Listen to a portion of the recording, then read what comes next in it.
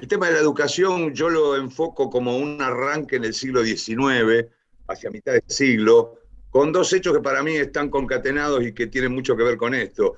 De 1845, el concepto, la dicotomía, la fabulosa metáfora de Sarmiento de civilización o barbarie, y en 1884 la ley 1420 de educación pública y obligatoria. En esta relación de estos dos hechos, en ese lapso de 40 años, hay cosas positivas y cosas negativas. Yo creo que es fundamental el tema de la alfabetización que promovió la ley 1420, pero aquel concepto que venía de arriba, venía de educar al soberano, tiene mucho que ver con aquella civilización que se pretendió generar en este país, digamos, ¿no? Y que todavía sigue siendo una dicotomía en la que nos damos vuelta, donde quedamos de un lado o de otro de la grieta. Después me parece que la educación es un hecho que no debiera tomarse como estanco, debiera ser una cosa dinámica, tan dinámica como la cultura.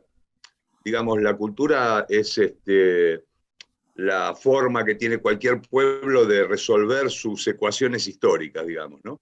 Y en este sentido, la cultura va sucediendo en el tiempo y va teniendo modificaciones. Y la educación debiera acompañar ese sentido evolutivo de la cultura.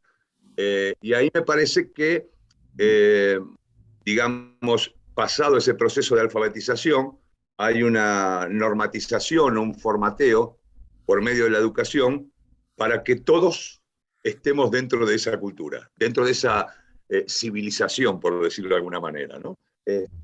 Yo creo, hay un concepto que no comparto para nada, que se da muchas veces en todos los ámbitos educativos. He tenido oportunidad, gracias a Dios, de trabajar en primaria, en secundaria y ahora en universidades, y siempre trasunta por lo bajo ese concepto del frasco vacío del estudiante, ¿no? El frasco vacío donde debe cargarse una serie de cuestiones que son esas normas formativas para participar de este proceso civilizatorio, por decirlo de alguna manera, o de la civilización en general. Y en realidad se desoye lo que es la subjetividad de cada uno de esos estudiantes que vienen, que ya tiene una cultura, que no es un frasco vacío, sino que tiene un montón de cosas que ha ido viviendo y que ha ido incorporando a través de los años. Entonces, ahí hay como una dicotomía donde me parece que la educación, no en vano, en líneas generales, los que hablan de educación son los que podríamos llamar los civilizados de derecha, por decirlo de alguna manera. Y piden esa educación porque es la herramienta que sirve para que la gente se adecue a un sistema que de movida lo tiene excluido o excluye a esa gente. Eso es un poco la relación que veo. Entonces, teniendo en cuenta esa palabra que decís vos de instrucción, yo creo que hay en boga y es muy plausible el tema de la inclusión, ¿no? Trabajamos en universidades, trabajo en universidades, algunas nuevas y otra más histórica como la Universidad de La Plata, pero este concepto de inclusión yo lo llevaría al terreno de la habilitación. O sea, yo creo que la educación debería habilitar al estudiante y no incluirlo en un sistema que ya de por sí lo tiene excluido o lo excluye. Eso es lo que veo un poco con el tema este. Siguiendo el hilo de su discurso, si no entiendo mal, lo que sería la barbarie sería la rebeldía, que hoy no se ve mucho en los alumnos ni se ve mucho en la sociedad. Es decir, este intento de no encajar en un sistema que ya está armado, sino ver cómo lo podemos cambiar, modificar o hacerlo más favorable a nosotros. Claro, porque aquel concepto de civilización o barbarie, en términos de pensadores importantes para nuestro país como Jauretche, él hablaba de que era un concepto de desnacionalizar, de eliminar lo propio, ¿sí? O sea, de eliminar aquello que llamamos la conciencia nacional. Esa conciencia nacional, eso lo propio, es esa cultura que hablábamos antes, ¿no? De cómo resolver nuestros problemas, nuestras ecuaciones históricas. Entonces, esas cosas son las que se dejaban de lado con ese proceso civilizatorio. ¿sí? Ujú. Entonces, la barbarie es aquello que surge en distintos lugares. ¿Qué sé yo? Yo, por ejemplo, hoy hablaba con una persona y decía que la barbarie no está en los discursos que podemos ver, digamos, no se publicitan en televisión o en ninguno de esos lugares los discursos de la barbarie, que no son discursos organizados de una determinada manera. Me parece que la barbarie se manifiesta, por ejemplo, para decir una cosa puntual, en los comedores comunitarios. Eso me Ujú. parece que es la barbarie. El sistema, la civilización, ha excluido a un montón de gente del sistema por medio de la pobreza, del hambre, etcétera, etcétera. Y esa misma barbarie se da la solución de alguna manera, a sus propias necesidades inmediatas.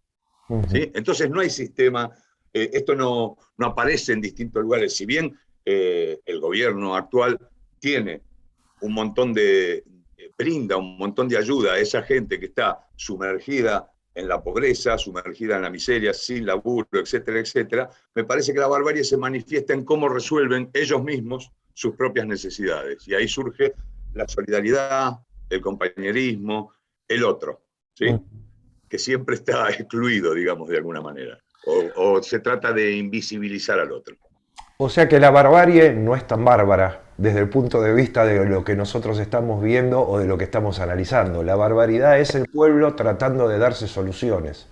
Tal cual. O sea, yo creo que la barbarie es una nominación que hace del pueblo un proceso civilizatorio. Esto lo hemos visto en la historia muchas veces. Generar un conflicto, la barbarie, y brindar una solución que lo que termina haciendo es exterminar de alguna manera, invisibilizar o ocultar aquella barbarie y sus propias necesidades.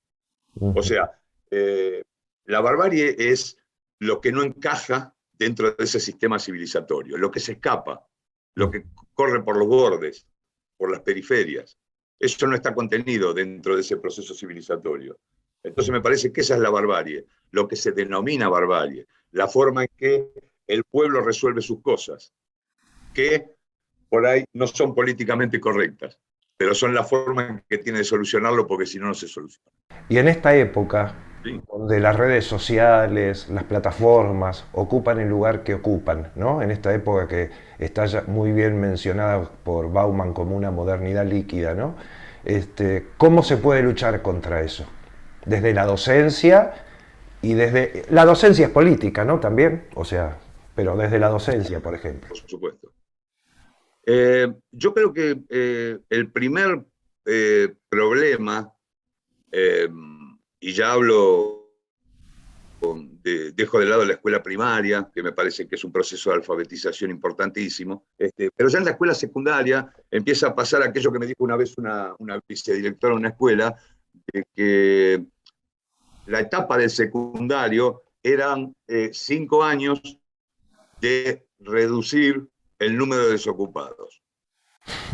O sea, durante esos 5 años no existe una formación que a la persona la haga crecer de alguna manera, simplemente no está accediendo a un mercado de trabajo. Y cuando vamos a la educación superior, universitaria, ahí tenemos las profesiones liberales, o que se llamaban liberales, y tenemos otras formaciones que son más de capacitación. ¿Sí? No sé Sí. si se entiende la diferencia. Yo creo que en esa formación de las disciplinas laborales, hay como, y también en disciplinas artísticas, ¿no? En mi caso, el arte lo veo, hay como una reproducción de objetividades que fueron subjetividades de otros, ¿sí? Para transmitir ciertos recursos técnicos de cómo incorporarte a un sistema que ya está armado. Pero lo que se deja de lado es la subjetividad del estudiante. No se fomenta la subjetividad, no se escucha la subjetividad. O sea, Freire, muy admirado por mí, o sea, decía que la educación iba a estar en crisis siempre que los docentes brinden respuestas a preguntas que los estudiantes no hicieron. Entonces eso me parece fundamental. Él tiene un libro importantísimo junto con Founders, que es la pedagogía de la pregunta, y me parece que ahí está el tema, porque las respuestas corresponden al estudiante como concepto de envase vacío, donde uno va cargando sus propias respuestas, ¿sí? Y esto generalmente hace que la educación, la formación, sea una fuera para el estudiante, no se ve incluido, tenga que aprender o reproducir objetividades que están lejos de sí mismo. Entonces empiezan a aparecer las cosas de cuál es la conveniencia de determinada profesión u otra, porque las subjetividades han quedado de lado. Entonces buscamos cuál tiene o mejor posicionamiento social, o mejor rédito económico, etcétera, etcétera. Pero en el proceso de formación, de habilitación del estudiante para participar de este mundo, han quedado afuera. Eso es lo que yo veo. Entonces, me parece que una educación que trate de resolver, de formular preguntas y de escuchar preguntas, es la que favorecería el crecimiento y el desarrollo de las potencialidades de cada individuo, de cada estudiante. Me parece que va por ese lado.